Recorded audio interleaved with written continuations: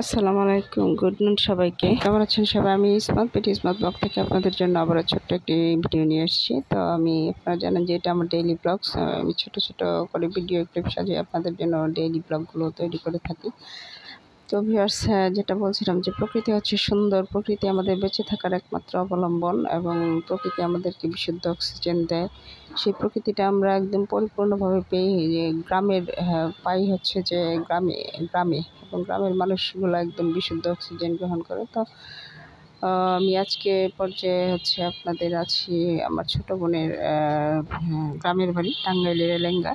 তো সেখানে তাদের গ্রামের বাড়িটার ভিডিওটা আপনাদের সাথে শেয়ার করছি। এই যে দেখুন একটা মেহেদি গাছ, ওদের বাড়িটা বেশ সুন্দর, আমার খুব ভালো লাগে। এই জন্য আমি আমার ভিউয়ার্সদের সাথে ভাবলাম যে একটু শেয়ার করি। যে দেখুন আদা গাছ, বিভিন্ন ধরনের ফুলের গাছ আছে, সবজি গাছ আছে। এই যে দেখুন লেবু বাগান, এটা অনেক ধরনের লেবু গাছ আছে এখানে। কাগজি লেবু বলেন, গরুয়া লেবু বলেন, হচ্ছে এলাচ লেবু বলেন, মানে বিভিন্ন ধরনের লেবু গাছ আছে এবং প্রচুর পরিমাণে লেবু ধরে ভেস। তো যখন ময়মনসিংহে তখন আমাদের জন্য লেবু নিয়ে আসে। বিভিন্ন ধরনের সবজিগুলো তার যেগুলো গাছে হয়, সেই ওর সাধ্যমতো সে এখানে সবাই রিলেটিভসদের দেয়। তো যাই হোক, এখানে হচ্ছে কয়েকটা কাঁচামরিচ গাছ আছে। দেখুন কাঁচামরিচ ধরেছে প্রচুর পরিমাণে। মানুষের সবজিগুলো খাওয়াটাই বড় কথা নয়, যে নিজের হাতে সবজিগুলো লাগায়, সেই সবজি হলে গাছে দেখতে একটা অন্যরকম আনন্দ লাগে। তো সেটাই আর কি। এই যে দেখুন ছোট্ট একটা বেগুন গাছ আছে এখানে কয়েকটা। সব বেগুনগুলো অলরেডি খাওয়া হয়ে গেছে, কিন্তু এখানে গাছে দিয়ে একটা বেগুন ঝুলে আছে। দেখুন এই যে ছোট ছোট বেগুন গাছগুলো।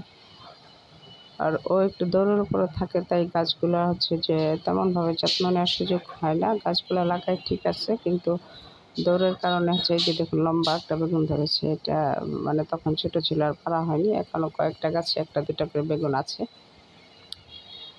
এই যে আর একটা গাছে একটা বেগুন। তো যত্ন করা হলে আবার হচ্ছে যে প্রচুর পরিমাণে ফলন দেয়। এমনিতে ফলন হয় প্রচুর।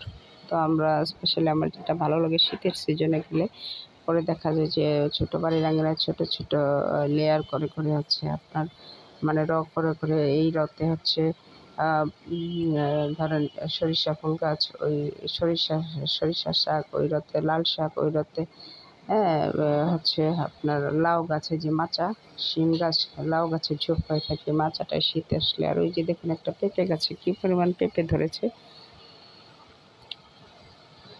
মানে আমার কাছে প্রকৃতি খুবই ভালো লাগে।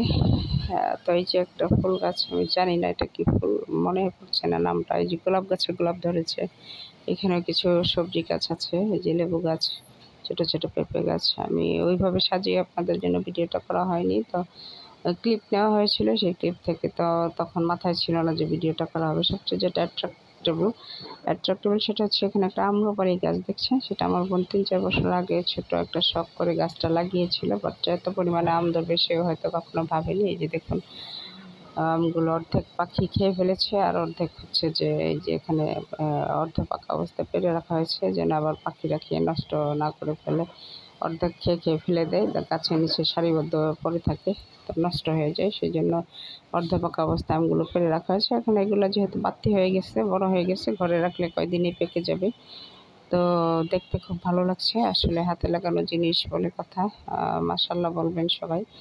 তো আমার দেখতে খুবই ভালো লাগে এই জিনিসগুলো। খাওয়ার চেয়ে গাছের হাতে লাগানো জিনিসের দেখার মজা একটা অন্যরকম। আমার কাছে দেখতেই বেশি ভালো লাগে, আর খেতে তো অবশ্যই ভালো লাগে।